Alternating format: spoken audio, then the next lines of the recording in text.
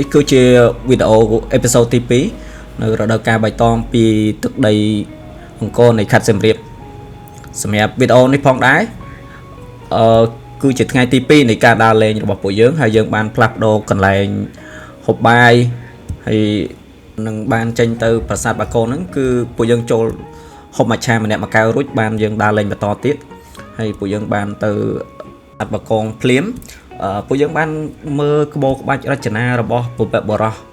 បានបន្សល់ទុកឲ្យក្មេងចំនួនក្រោយដូចជាពួកយើងហើយនឹងបានយើងបានដើរថតរូបលេងនៅទីនោះមុននឹងធ្វើការចេញដំណើរទៅកន្លែងផ្សេងទៀត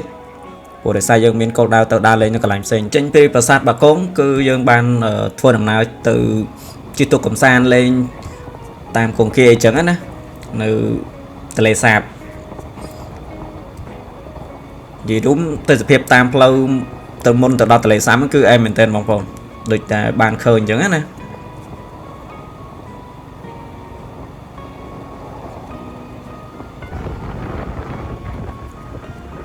ខែនេះចាប់ផ្ដើមទឹកឡើងតិចតិចអីឥឡូវនេះយើងបានមកដល់ចំណតទូកអីហើយពួកយើងកំពុងតថ្លៃគេនៅបឹងទន្លេសាបហ្នឹងយើងកំពុងឆ្ពោះទៅឃុំកំពង់ភ្លុកជាទេសចរលើទឹកមួយដែរបងប្អូនឥឡូវយើងតថ្លៃគ្នាត្រូវហើយទឹកឡើងខ្លាំងផុតដល់ធ្វើម៉ានបងយកគីបដៃជាន់ណា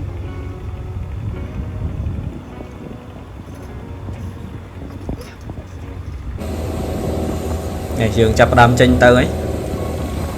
ទេសភាពនៅតាមដងទន្លេសាបខ្ញុំទៅសារបងស្រីគាត់ជិះនៅខាងមុខហ្នឹងអាលោកបុកភឹងន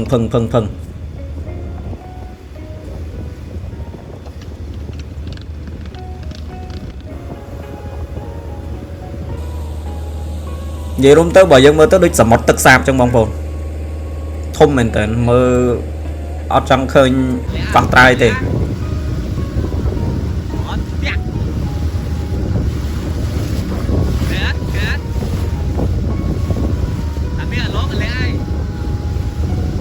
និយាយទៅនៅ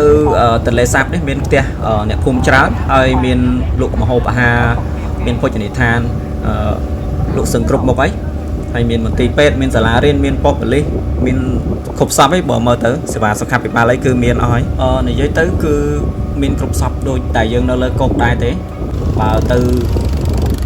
មើលទឹកវិញគឺឡើងខៀវតែម្ដងនិយាយឲ្យជារួមទៅបើទៅសៀមរាបយើងកុំភ្លេចឆ្លៀតទៅលេងនៅភូមិកំពង់ភ្លុកនឹងផងវាជាទេសចរលើទឹកមួយហើយមានភោជនីយដ្ឋានមានអីនិយាយរួមដាក់តាលុយទៅបងប្អូនហើយនេះម្ដុំនេះគឺទីប្រជុំជនហ្នឹងគឺជាកន្លែងមានផ្ទះប្រជាពលរដ្ឋមានរេស្តូរ៉ង់ហើយមានជនបរទេសគាត់ទៅទស្សនាទៅទេសចរនៅទេសចរលើទឹកនេះនិយាយទៅគឺដូចតែយើងនៅលើគោកដែរគ្រាន់តែថាយើងប្រើប្រាស់យានយន្តនេះនៅប្រើប្រាស់ទូកអញ្ចឹងណានៅទីនោះបើប្រជាពលរដ្ឋវិញគឺភាគច្រើនគេប្រើទូកស្មាច់ឬក៏គេប្រើទូកធំដើម្បីប្រកបអាជីវកម្មក្នុងការដឹកភ្ញៀវទេសចរអញ្ចឹងណាហើយសម្រាប់ទូកស្មាច់គឺគេប្រើប្រាស់ទៅលើការនេសាទអីចឹងទៅវាដូចតែយើងនៅលើគោកយើងលេងឡានលេងម៉ូតូដែរអញ្ចឹងណាបងប្អូនទូកស្មាច់ហ្នឹងគឺដាក់សើម៉ាស៊ីនឡានម៉ាស៊ីនលុយស៊ីអីដូចបងប្អូនបានឃើញទឹកឡើងថ្លាឡើងខៀវតែម្ដងនេះគឺជាខែវស្សាផងគឺជាខែដែលមានភ្លៀងធ្លាក់មានអីចឹងណាទឹកថ្លាបើនេះបើសិនជាខែប្រាំងខ្ញុំគិតថាប្រហែលជាអាចទឹកថ្លាជាងហ្នឹងសម្រាប់ពួកខ្ញុំអត់បានជួលទូកតូចនៅក្នុងការជិះដើរលេងនៅចូលទៅក្នុងតាមព្រៃរាំងព្រៃអីហ្នឹងទេខ្ញុំអត់សូវស្គាល់ច្បាស់ដែរប៉ុន្តែដូចជាដើមហ្នឹងប្រហែលជាដើមរាំង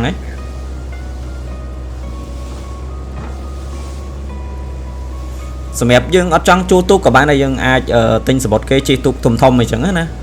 តែដោយសារតែពួកខ្ញុំចង់មកទូកជិះទៅខ្លួនឯងទៅមកស្មើណាអីបានអញ្ចឹងណាហើយតម្លៃប៉ុណ្នេះគឺយើងអាចទទួលយកបានទេ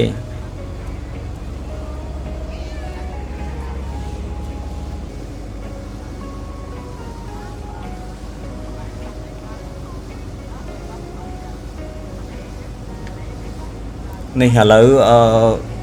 ចិត្តដល់កន្លែងយើងមើលទៅស្អាតយើងមើលដូចសមុទ្រចឹង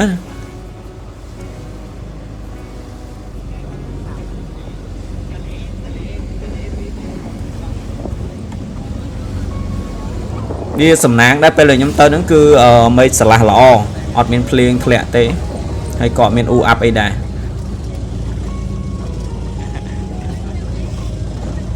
ចូលគេលុកអីគា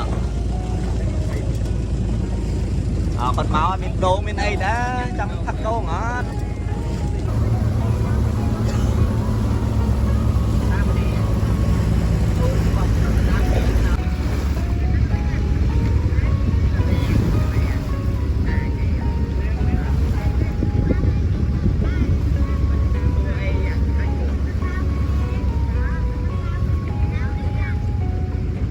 ráng thở mình cái hôm lúa thôi à anh ấy hôm lúa ba nọt ráng đứng hôm lúa ba nọt ôi đi cái chân ở chân rồi nhắm rồi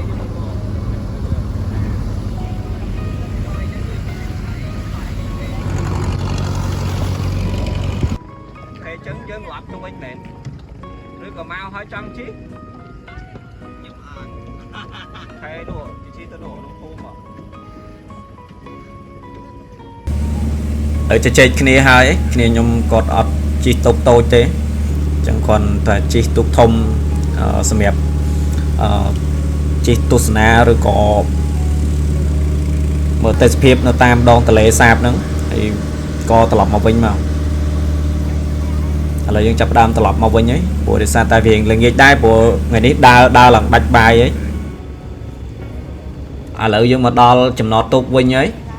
ហើយហេវបាយដែរព្រោះដោយសារតែយើងដើរលេងឡើងដាច់បាយអីត្រឡប់មករកបាយវិញនិយាយពីឡានម៉ូតូវិញគឺឡើងខាប់អីទឹកគ្រឿងអញ្ចឹងបងប្អូនអញ្ចឹងទៅគឺបានចំណូលដល់បងប្អូនយើងនៅតំបន់កំពង់ភ្លុកនឹងផងត្រឡប់មកវិញហីតាមផ្លូវមកគឺមានភ្លៀងធ្លាក់តិចដែរពេលយើងត្រឡប់មកវិញហ្នឹងគឺយើងថាយើងទៅបាយនៅហាងមួយឈ្មោះថាប្រហុកប៉ុន្តែអ្នកលក់គាត់បានឆ្លើយថាអស់ហើយបងតែមិនមែនអស់ម្ហូបឬក៏អស់អីទេគឺក្រុមការងារប្រកបគឺអស់ខ្យល់ហើយគាត់និយាយបែបហ្នឹងហើយយើងមើលទៅឃើញមែនគឺភ្ញៀវច្រើនមែនតើកន្លែងគាត់ស្អាតតែស្ដាយខ្ញុំអត់បានហូបបាយនៅទីនោះព្រោះដោយសារគាត់ថាអស់ចានឆ្នាំងអស់អីអញ្ចឹងក៏យើងមករកកន្លែងនៅចិត្តហ្នឹងគឺមួយទៀតគឺហាងនំបញ្ចុកតែយើងអត់បានហូបនំបញ្ចុកទេគឺយើងហូបមាន់ដុតយើងហូបប្រហុកបញ្ជូរគ្រឿងអីនោះវិញថ្ងៃទី2នេះគឺយើងចំណេញបានមួយពេលព្រោះដោយសារតែពេលថ្ងៃត្រង់យើងអត់បានហូបបាយទេហើយវីដេអូមានតែប៉ុណ្្នឹងទេបងប្អូនអរគុណ